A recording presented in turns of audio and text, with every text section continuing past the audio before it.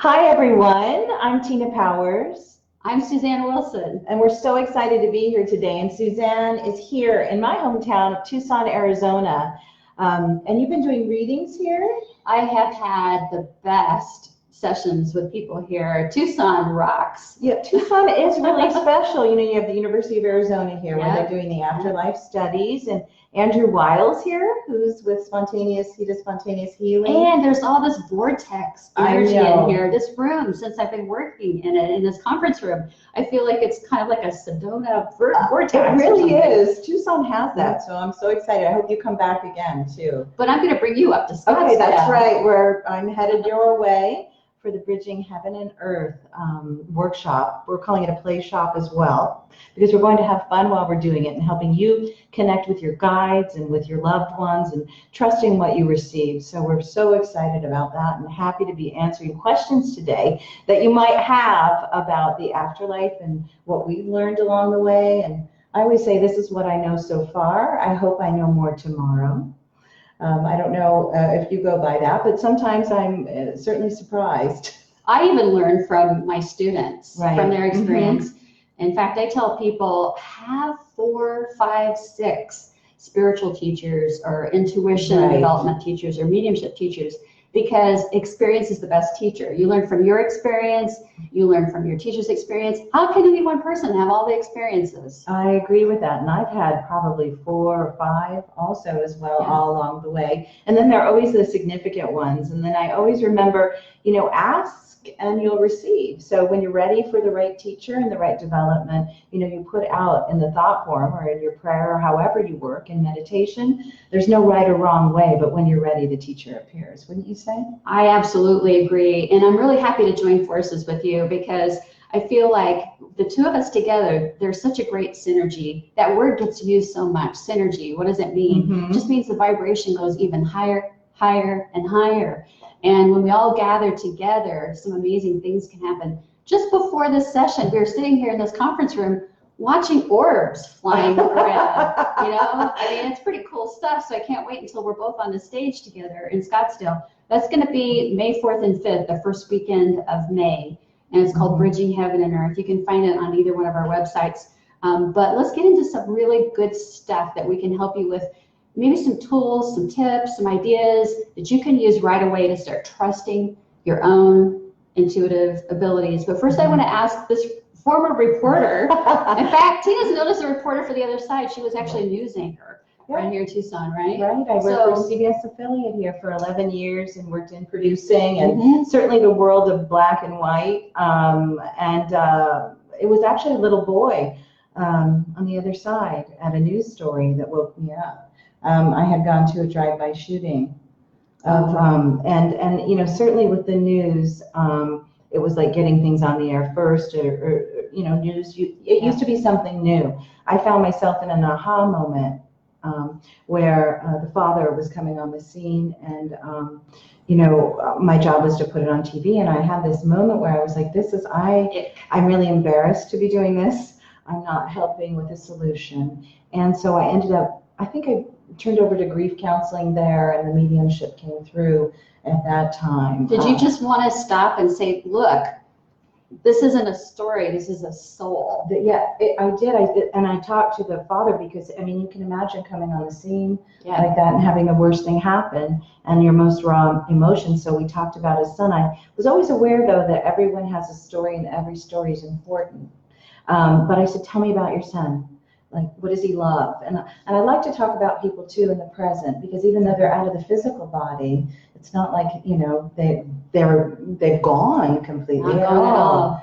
So that was a turning point for me out of the news. And you also were working in another field as well. Were you doing marketing? And well, you know, it's like John Lennon says, life is what happens to you while you're busy making other plans. And I put away my childhood toy, which was seeing colors and lights around people, and got serious about life, got all my degrees, and I worked in university administration, also corporate human resources director, and did all that sort of thing. And I think I was really like the buttoned up corporate clone. I even had my Hillary Clinton pantsuits. Okay. I have those anchor outfits. Yeah, like this big amethyst wouldn't fly. No, Did you no, have no. the That was helmet hair too? I had the anchor helmet. Oh, I wow. think I've been I don't know. I know. I don't know those people anymore, but It's a past life within this right, life, and we within keep this life. learning all along the way, right? It's true. It's true. For me, what happens is the universe had to hit me on the head. They had to give me a wake-up call, and I had anaphylaxis, which is a very severe allergic reaction. Your throat starts honking like a goose. You stop breathing. And I just popped out of the body and was just looking around and hearing this great music. I felt the arms of my grandfather on the other side around me. I just wanted to get to where that music was coming from. Right? But I was given an injection that brought me right back into the body. But then what happened is I couldn't turn these abilities off. Once you're awake. Oh, hello. And so you were seeing lights and colors around people? I was just flipping out. Not only that, it was like, I just wanted to hug everybody. And so, I mean, can you imagine, you know, in corporate. It didn't work. You know, I'm here to talk with you about your division sexual harassment training. Oh, give me a hug. How's your mom? How's everything? It's like, no, you don't touch. You have to be. Anyway, I knew they were going to can me. I was not performing anymore. So I started making plans. And actually, those plans were to get to Arizona from Florida. Wow. Yeah, to get here. You just knew, like, in your soul that that's where you needed to go. That, and Tina, the whole reason that I had anaphylaxis is because I was getting allergy tested. I was allergic to everything in Florida. I was allergic to mold. Do you think there's mold in Florida? Oh my goodness. So the universe was like, I'm allergic to that here. Well, see, we're supposed to be here. We're supposed to be here in Arizona. We're supposed to find each other. We're supposed to work together. We found each other years ago. That's right. I remember you came over to the casita, and Elizabeth, right, from Helping Parents Heal. Helping Parents Heal. Brought you, and that was like, how long ago? Was that about 10 years ago?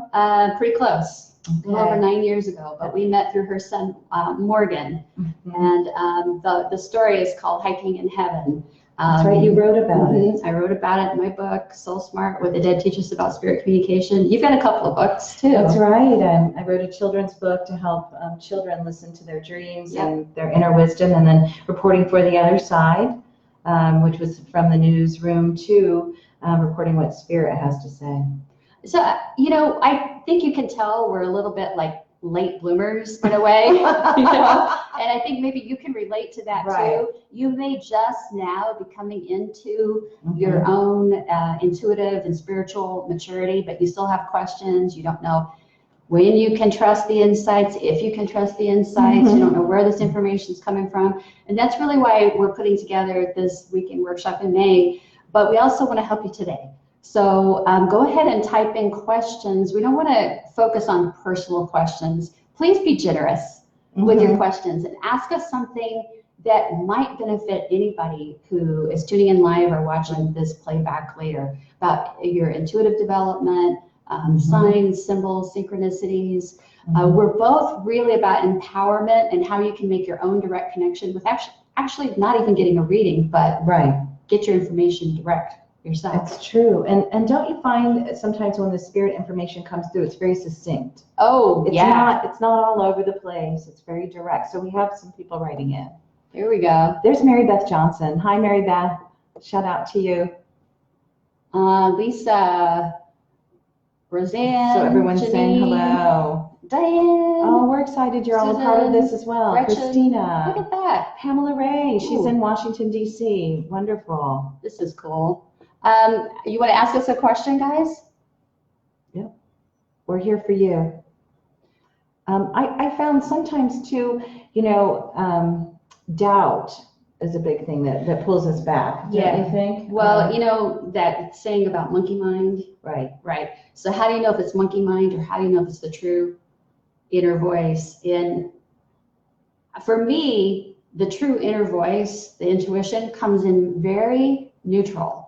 It's like, wow, I have a clear, spontaneous thought. It's not mine. And it doesn't have a lot of emotional charge. It could feel very soft and loving, but it's not all excited. If I get this thought that comes in like embracing thoughts, that's more the monkey mind, or that we're going to take a second, calm down, and go back to give it a banana, tell the monkey to go sit in the corner. Oh my God. Oh, we love you too, Mary Beth. Love you too, Mary Beth. Okay, so guys, we're here to answer. Do you feel, Susan has a question and Roseanne has a question. So Susan, do you feel that anxiety and or medication can block us from connecting? Oh, that's interesting.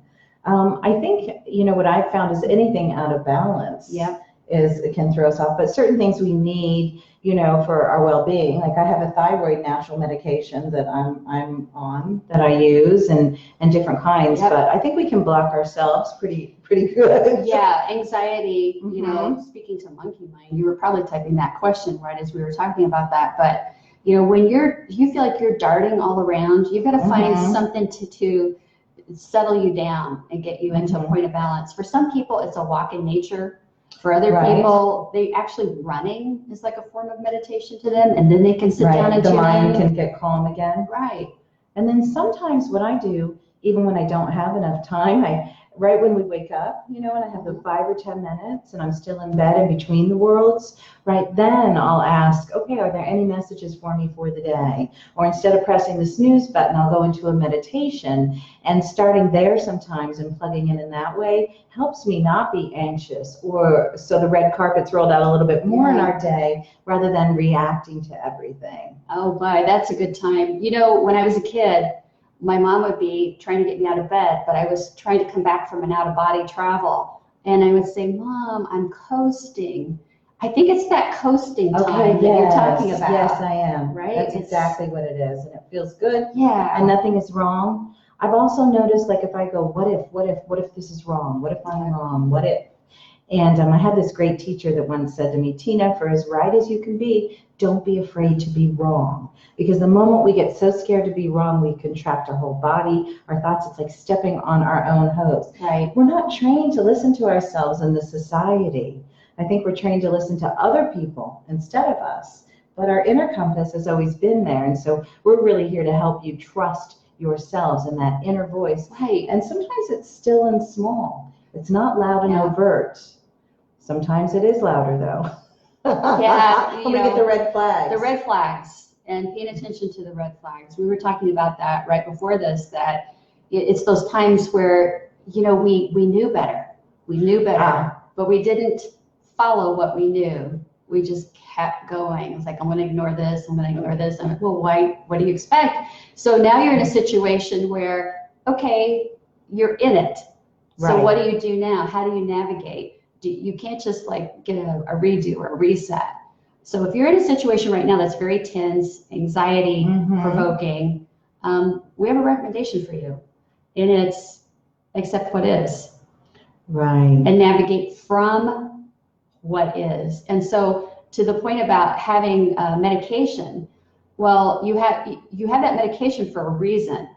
It's supposed to bring you to balance. So it should not interfere with you hearing your own intuitive voice, but you may have to work a little extra hard to feel the balance. I agree with that. And we also know when we're out of balance, and it's internal, isn't it? And so we're like, okay, what can we do? Maybe, I hear the voice inside of me go, okay, you know what, you might want to get up, and instead of driving by the gym and waving at the gym, you might want to go in. You might want to actually, if you can walk, work your body, move something forward. I found can also help the anxiety a lot. But that what is super important. And sometimes when I've been really anxiety, at different points in my life, depending on what we have going on or different changes happening, sometimes even just saying a fact will pull you out of the anxiety. But we don't want to use it too much. So it's what is that I'm sitting in this chair. What is, we might use that. It's a beige chair. It just calms the mind down. The if onlys, when we keep going back there, that can lead us back to the past, and it already happened. And so that thought form over and over can cause depression sometimes. Yeah. The what ifs or anxiety. We all have it all. I mean, we have to train our mind, don't you think? Well, yeah, I can think of times where I have said, I'm not anxious. I'm like, oh, I heard that. Right. I'm not defensive. Oh, I felt that. I was like, okay. But now I know when I have that very human experience, to recognize it and not try to push it away, but sort of just let it flow through, Mm-hmm. and then take a right action after that. After that, feeling anxious and feeling the anger. So many people tell me, I'm so uncomfortable if I have any low vibrational thoughts. But we're Like, here in the human body. hello? We're going to have, we were meant to feel everything. Is what do we do with it? What do you do Right? with it? And anger is usually a secondary emotion, I found. So we're usually sad, or we're frustrated, or we're this. So we look at, okay, what's making us angry? But we're afraid to express it. Oh boy, and that's true. That's true. One thing I learned to do years ago is to write that letter and don't send it. Oh, that's a good one. Shred it, burn it, but only shred it and burn it when you're really ready to release whatever it is that's troubling you. And sometimes I try to ask, what am I learning from this person Yep. or situation? Is this a pattern in my life? Have I then picked the same person with the same situation so that I can get it? Oh, Yes. So Very good. I work with somebody wonderful at Mirahawk. His name is Wyatt Webb, and he works with the horses. And I remember, I go through my own stuff. I mean, Yep. and he said to me once, Tina, you brought this to yourself for your healing. You brought this lesson to yourself for your healing. So it isn't this big thing that you have to get all hooked out about. Just look at what's the lesson. Oh, Sometimes maybe it's just walking across the street the next time we see the lesson. yeah. And not trying to engage and change it. Right? Not every battle is yours to fight, but there may be something to learn from. Journaling is really good. Oh, yeah. And there's a question here from Roseanne about how do you suggest getting started and developing. Wonderful. I say journaling number one, and not, I had a tuna sandwich today. People tweet Although their you're sandwiches. reading what I had for dinner last night. Oh, God. I do that. It was a tuna melt. Oh, It was really good. Yeah. But, people tweet these really silly little things. You don't have to do anything like that with journaling, okay? Mm-hmm. What you want to do is, I call it sort of like an above the norm journal. Right. Signs, symbols, synchronicities, dreams. There's symbolism in dreams. There are dream visits. Yep. Visitations. Yeah, all of these things. And put the date, just a couple little lines about the notes. And over time, you can look back and see patterns and trends and how your higher self and your team is talking to you. I absolutely 100% agree with this. Yeah. The writing somehow also gets it out of your brain in a certain way and onto the paper and leaves space for new information to come in sometimes. Leaving space is big. Creating space is big. Sherry is here from Manhattan. Okay. Sherry, that's cool. Lisa has a question. I couldn't sleep last night and saw a Facebook post about some sort of frequency shift going on right now. Are you aware of something planetary and so forth happening currently that you can explain? Well, I'm not an astrologer. No, I'm not, but I play one on TV. No, I'm kidding. She could. But I can tell you, I've seen a shift occurring in the last decade, and even more concentrated, I think, right now, because people feel like it's a new year and they're reflecting and they're saying, what about my thoughts, words, and actions? Why am I not achieving certain things and maybe missing other opportunities? But I have to tell you that there is something in the cosmos right now reaching out. Yes, there is. Deep down inside. And it's squeezing our heart space and telling us, get with the program, get with the unity, the oneness. So do planets affect that? I think we are the planets. I think we are, all connected. So I think it's a reflection of how screwed up humanity is right now and what we could truly be. What do you think? I think so too. And I think the more that we can learn to center ourselves, then we help humanity. My understanding is there is a paradigm shift going on, and it's more of power with people instead of power over people. But you're seeing that played out everywhere in the media, power over. Yeah. And so many of us are waking up to our own empowerment and how we yield that. And I always say the true measure of power is once you have it, is how are you using it? And do you use it as a benevolent being? Or, some people are still working in egoic places where it's about them and they forget about everybody else. I think that big shift is coming up also, so we can look at everything inside of ourselves and do as much healing this lifetime. So when it comes up, instead of pushing it back down, asking internally, or asking our guides, however you work, what is this about for me? And how can I, take next right action to start feeling home again? Next right action. That is tweetable. Better than the tuna sandwich, I think. Because it is. There's the trademark snort. Yes, that's the trademark Tina Not Empowered snort that you can come in here in person in Scottsdale. And I'm just kidding. But anyway, yeah, it does happen. No, Sometimes it's a seriously. snorter. Yeah, I mean, yeah, it's always been happening. I had a hard time when I anchored the news not to snort. Well, I've been. Don't make me. Okay, I won't make you. No, but joy. Joy and higher frequency are also. Yes. I've had people go, "How can Yes. you be having fun talking about death?" And I'm like, well, because the higher frequencies are joy, love. Those places that we go where we actually forget about all the other stuff, and we do go into the other frequencies for sure, where where we're in grief, or we're in a place where we just need help and need to get out of. I mean, we do the gambit, but the more we can stay in the upper where it's fun and joy, and adding that to it, then the healing happens that much quicker, I think. The healing happens that much quicker, for sure. And you can get to a place where, even though you will have a low vibrational thought about yourself or a situation or someone else, you can recognize it for what it is, glean some information from it that will help you, and you can just, like she said, choose the next right action. So monitoring your thoughts, monitoring your words, monitoring your actions, if you make that the only resolution you have for 2018, you are way ahead of this vibrational shift that's going on. And I also feel like people who are not wanting to do that, who are just out for themselves, by the way, be aware of anybody who says, I have no ego.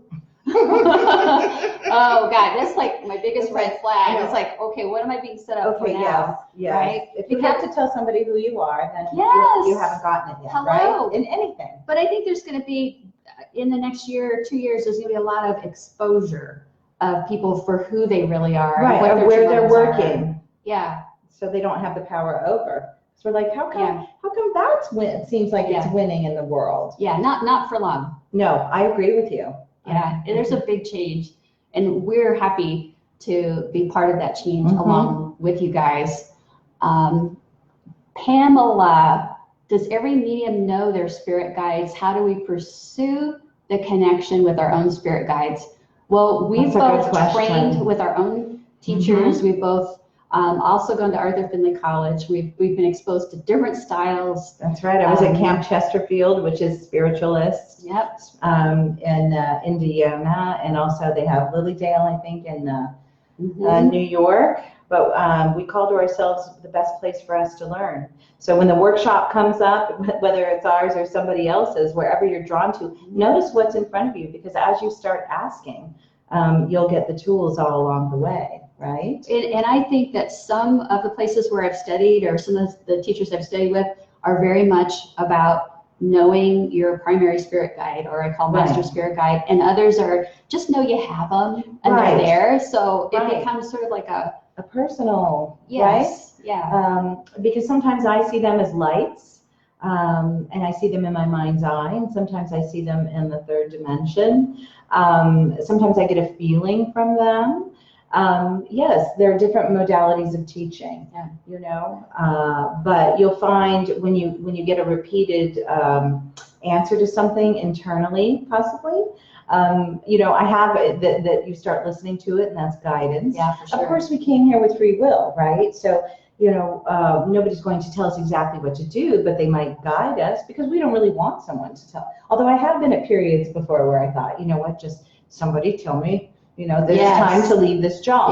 And I was like, no, the lesson is that you get strong enough and you have faith that you trust that what you step into in the unknown is going to catch you. So we leap and the net appears, but that's what faith is. Yeah. And it's hard sometimes. And faith leads to trust. Right. So faith is stepping off the mountain and praying that either the bridge will form beneath your feet or you will learn to fly.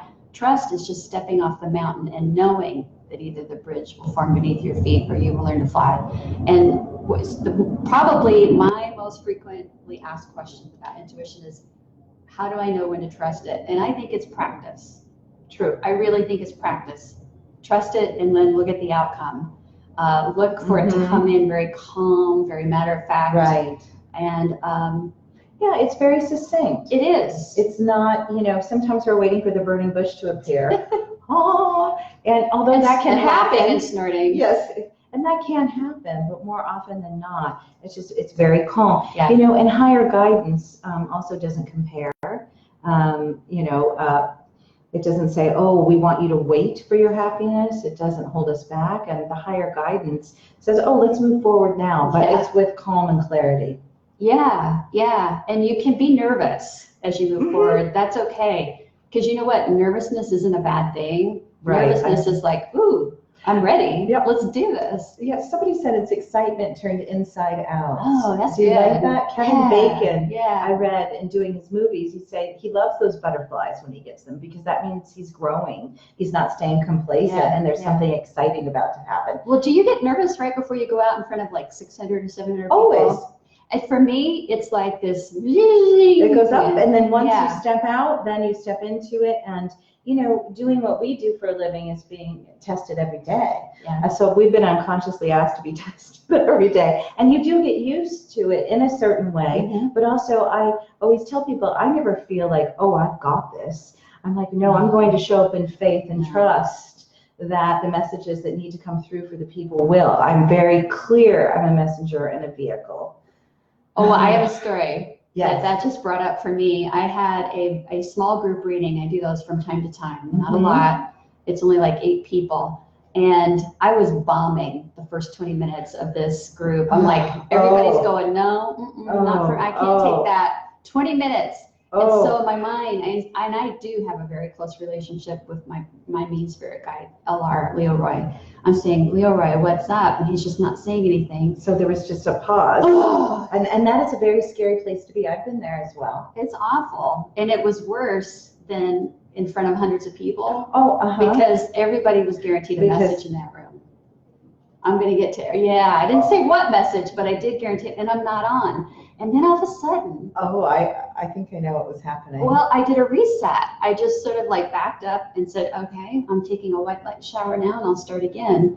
And then everything was great. And people were coming up at the end and this woman came up at the end and said, I know why the first few minutes were so bad. It was me. You haven't heard this yet. No. And I said, what do you mean? And she said, well, I came in and I looked at your office and I looked at you and I said, this is fake. This is too good to be true. And she's going to have to prove it to me. And so when you told us to send out our heart light to everybody in the room, I didn't do it. No. And so there was a disconnect. Yes. And she goes, then I saw you were so upset. She goes, I could feel your energy. I could see your deer in the headlights look. Yeah, of what was I thought I had a poker face. I'm just saying, So she said, and then I did what you said, and I sent pink light from my heart over to you, and then everything got good. And she goes, and now I believe.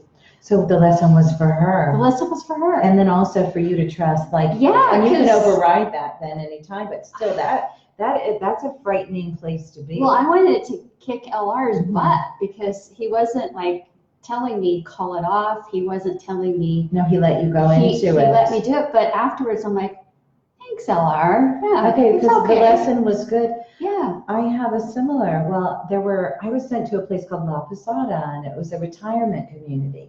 And so, a lot of people have been brought up their whole lives of this is how something is. So then I get thrown in there. Wow. So that was pretty intense. And the first boy I heard, his name was Jeffrey. Oh, that's where I was like, this is the opposite. Look at what's happening over here. Okay. I know. I'm Spirits, silly. I know. So I remember I just heard, and clairaudience is really strong for me, and that's a French term for clear hearing. And so I heard Jeffrey's here, Jeffrey. So I am in front of the group, and I say, Jeffrey's here. The mother stands up, and it turns out Jeffrey passed, walking home from school and was hit by a car. And so Jeffrey, I know it was really, And the whole group, that's the thing about the group, is that everybody comes together as one when this woman is standing in the moment for healing. And it's really a beautiful thing when all the hearts come together. And then he kept telling me, he goes, my mother put something in her purse today. It has handwriting on it, and she did it today. And so she's standing in front of the 200 people. She says, nope, no, and keeps going, no, now. So I'm having a moment where I'm listening to him and then I'm listening to her. So, and I'm hanging out there on the wire, right? Yeah. The heaviness of grace does come sometimes because spirits are good, but it was a very scary moment. And so I moved on. Well, later afterwards, I'm signing books, and she comes running up to me, and she throws out this handkerchief that says Barbara on it. She goes, this is the last gift he gave me. She goes, and I forgot, I put it in my purse this morning. And so she said, I know it's true. So then, but then the person with me said, couldn't you have done that in front of the 200 people? Because you really looked like you didn't know what you were doing. Yeah. And I said, you know what, it's was also for me to trust what I'm receiving. Yeah, that's true. That's true. And I'm working for them. But you're like me. You're like this bulldog with the bone. You're like, no. You keep coming back. If you know it's there. No, he keeps saying yes. But I think the thing in this is to not be afraid. Again, my teacher said, of being wrong. Yeah, don't be afraid to be wrong. Because wrong could be right. Exactly. Hey, our friend Gretchen. Hi, Gretchen. She wants to know. Okay, so people get numbers, right? She's getting letters. Oh, well, that's interesting. It's either single or double or spelled out how the letter would be spelled if you say it. What's the best way to figure out the rest of the word or the message when you're getting repetitive letters that keep popping up for you? I think it's the same thing that I recommend where numbers pop in, like 1111. To me, there's not a one size fits all. Right, like I agree with that. You think so? I agree with that. I think if you have an angel numbers guide or software program, and you say to the spirit world, I'm going to use this, maybe you guys can, they might start using those meetings in that book. But typically, it's not a one size fits all. It can be a birth date that's being sent. Right, it can that's be true. an anniversary date. It can just be, I caught your attention the first time with these numbers or letters. I'm going to keep catching your attention with those. It's me. So making a note of when it comes up and what was happening that time. But you know what? It's so easy to just go, oh, I got this sign. Okay, thank you. I really appreciate that. Now, who gave me this? And whoever pops into your head is the first one. Yeah, right? absolutely. And I love how you always do thank you. Because when we receive the information, I love that. And I've used that too once I heard you were doing that. Because it opens the channel for more information to come through once we thank. But sometimes I just get a letter J when somebody's either John, Jim, or from the other world. That's just one of the letters they send me. So I just ask for more information always and then get calm with it. For me, I see 57s everywhere. And that for me is a guidepost that I'm in the right place, right time, and that guides are with me. The triplicates of numbers, yes, they're different master numbers, but again, it's getting your attention and then asking the next question. Yeah, I know somebody that her son in spirit, his birthday pops up all the time. Even playing slots. She sent me a picture of, she won a dollar amount at slots and it was his birthday. So it's like that. Really, really cool. But it's individual to you. And Gretchen, I know that you keep great journal notes. So I know you will figure out who this is. Wendy wants to know if guided meditation can help you to connect to spirit. Oh, yeah. I think whatever works. I agree with you. I've tried a lot of different modalities and think, okay, I have to go over here and then I'm spiritual over here. If I go travel here, it's like, no, guess what? I learned we already are spiritual, right? So whatever works for us. Certainly a guided meditation, but you can bring the person's face to you yourself and start, you can request that they come to you and then start communicating that way. Just experimenting and seeing how you get information. I think it's all good. And we both recommend, saying thank you. Can you do that again sometime? Right. Because the other side works to make the communication happen. People really think that when you leave your body, you're all-knowing and you can do anything you want.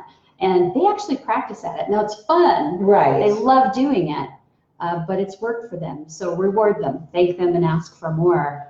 It just keeps going. I think it's a lot for them to get through to us sometimes. I say it's like their consciousness to ours. And Leanne's asking, how do I learn to connect with my guides or with those on the other side? And it's a step-by-step process, but you can actually set up a date to meet in meditation, or you can ask for a dream visit one night a week.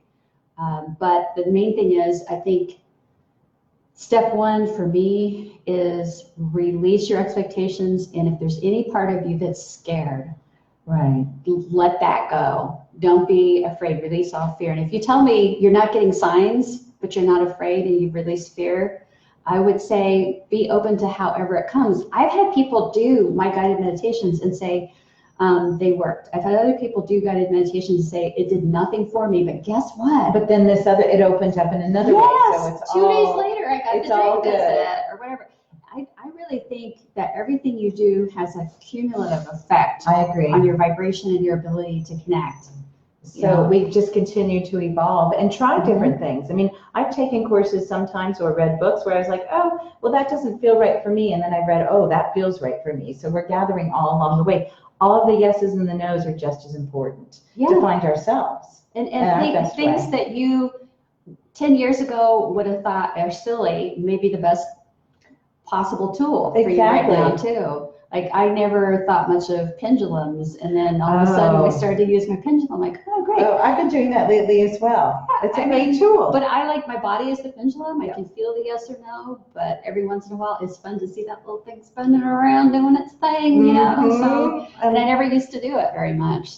Look who's over there. I think your dog wants us to mention the animal communication as well. Oh, yeah, Baron. Yeah, I'll go get him and put him on camera if you want to talk about animal communication. The animals are amazing. I remember, gosh, when I first started reading, our information was coming through, somebody named Pokey came in. And so sometimes, I don't know, can you hear the clip-clop? The schnauzers. And the woman looked at me and she said, well, I had a horse named Pokey. And so I was really fascinated that Pokey was there to come through and give messages. You know, the animals are already in the psychic vibration. Yeah, if you've noticed, your animals can see sometimes what we can't see. Well, Baron just taught with me last weekend. You did? Yeah, we taught to raise your vibration. He's like, he just loves the ladies too. But we taught a high vibe, New Year high vibe weekend. And there was a point where I had everybody in the room. Now your aura is really big because we've been doing all these meditations and exercises, and they've been doing practice card readings. Okay, great. Cards. And I said, now I'm going to let Baron walk around, but everybody soften your aura. Okay. Change it to a nice pastel color. That already just calmed. Yeah, right? I felt that right now. Yeah. And so as soon as they did, he made the rounds and he went to every single person in that room and gave them love and let them pet them. But, you know, I connect with my dogs on the other side. I do. I mean, we can't order them up like a burger and fries. I can't order grandma and grandpa for you or me like a burger and fries, but I can create all the right conditions to connect. I completely agree. And I believe that the animals have soul contracts with us and are here to help us a lot as well. And, you know, I don't know if you saw that movie, A Dog's Purpose. I haven't seen it. But I think that opened up the thought form that the animals, you know, work with us and come back in different lifetimes. And that's a whole other thing to be looking at with past lives or future lives. I know we're dealing with being here right now. Yeah. But it's all very fascinating to me. And like I said at the beginning, I hope I know more. You know, but I know that the animals are truly an integral part of my life. And I have a dog, Merlin, that sits with me during sessions as well. They calm down, they hold the space. Oh, this is so nice. Oh, lovely. Renee Richards, our colleague Renee Richards says Wonderful. It's exciting to see us together. Oh, it's exciting hi, to hear from Renee. you. Pamela, She's lovely. we met at an Afterlife conference. Okay, very cool. Okay, and I live in she's in New York. New York. Uh-huh. I don't know how to pronounce it. I know, we're skipping over because it's Wyandotte or New New York beautiful now. city, New York. Lovely. She did not send. Oh yeah, I think you were. The lesson was for her. Yep, Yeah. that's exactly what we were God, you thinking. guys are so I know. on You guys point are here. on it. Okay. Here we have one from Philip. 111 is my mom. Oh, Yes. I love that. That's So, Catherine from France. okay, I see. So we can always have the symbols once we Yeah. get them Yep. that they'll always come through with at the same time, right? So for him, it's there. For her, it's the numbers. Oh, here's a question from Philip. What technique can I do to get the name of the communicator? I hear the message very well, but I'm horrible getting the names. So might I suggest, though, that you are worried about getting the names?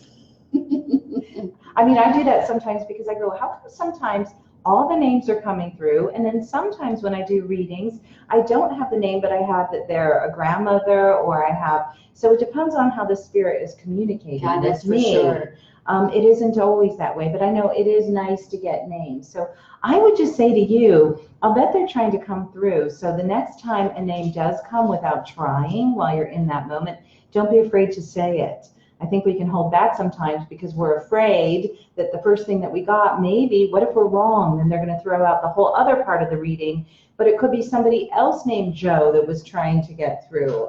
True. You know, the more openness we can have about this, the better it goes. But you can make your request to your guides. I'd really love to work with names that would help me feel better. I would feel more trusting of this. Yeah, that's for sure. Mm-hmm. And I also tell my mediumship students, I just tell your sitter ahead of time, you know, names are something new I'm working on. Right. So know that that part's experimental and don't hold it against me if I get the name wrong, but all these other things are right. Okay. And then get them to say, yes, that's fine, and buy in. And then they'll remember, you know, don't hold it against you. And then the pressure's off of you to get a name right. But if it's for yourself, I find the best thing is just to get the mental image of who's this from. Oh, So, that's like the picture of them. And yes, and that movie Hereafter that Clint Eastwood did. I didn't know if God, I you ever just saw watched that again lately. Oh, it's so beautiful. So Matt Damon plays a medium in this, but I would say of anything I've ever seen on film, that they show how mediumship comes through more accurately, wouldn't you say? Yes, yes. It's about a little boy looking for his brother. And Clint Eastwood does a marvelous way of showing this. Oh, Michael, that's really nice. Yes. We're glad that you're with us here too. And a hi for Baron. Thank you. Oh, so, okay, so I have to say, so Michael's my boyfriend. So I know. Oh yeah, look at that. Hi, Michael. Yeah, so we'll have to talk. Okay, yeah, we'll talk. Oh, definitely. That's very cool. The cumulative effect concept, I like that. Oh yes, Catherine's talking about connecting with her cats.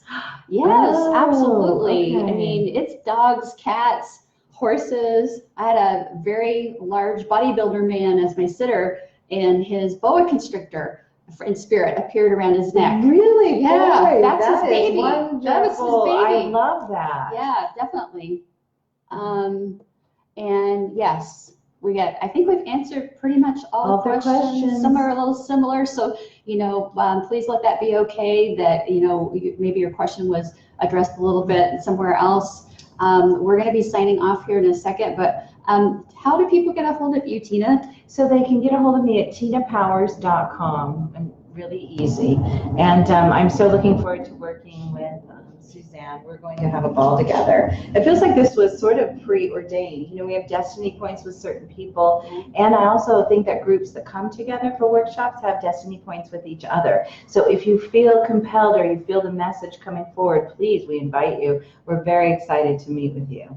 And I'm at carefreemedium.com. You can find out about, it's called Bridging Heaven and Earth, May 4th through 5th. It's a Saturday and Sunday workshop in Scottsdale. We have a beautiful resort that includes breakfast and special hotel rates that Kathleen Malone from Financial Success put all this beautiful event together for us. We hope that you guys can come, make it a weekend, and you know, maybe I'll have Baron there. Who knows? I think Baron needs to have a guest appearance. He does. I know, and I think he'd like to come. Yeah, so we'll soften our auras pink. We will. You're very handsome. But listen, you guys, thanks for taking this time out. Thank you. And spending it with us, sending you love. Oh, yes. Lots of it. Say goodbye. Bye-bye. Bye.